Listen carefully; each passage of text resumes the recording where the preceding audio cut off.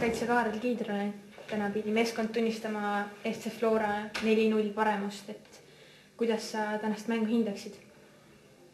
Noh, mis siin ikka öelda, mängisime isegi enam-vähem, väravad lihtsalt tulid väga lihtsatest individuaalsetest eksimustest ja me mõnes kohas jääme individuaalselt alla ja sealt tulid, aga üldpilt ma ei ütleks, et väga halb oleks olnud. Et oli kohti, kus meie hoidsime palli, muidugi enamus aja valdasid nemad, aga paraku läks seekord niimoodi.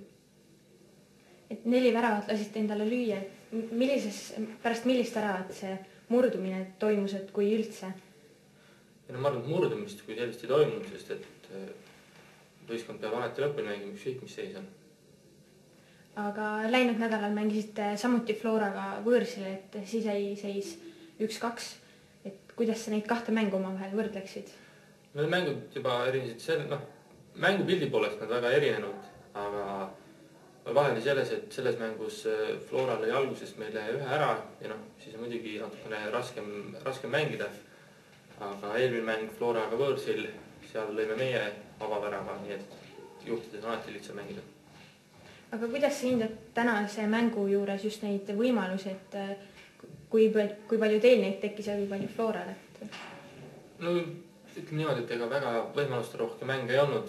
Mäng võidlus toimus rohkem keskväljal.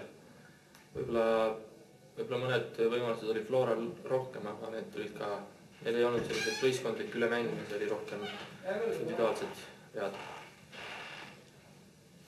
Ja nüüd pärast 2 mängu Floraga seisab teil nädala pärast ees kohtumine FC Kuressaarega, et kes peaks olema üks teie lähematest konkurentidest, et mis mõtetega meeskond nüüd Saaremaale sõidab?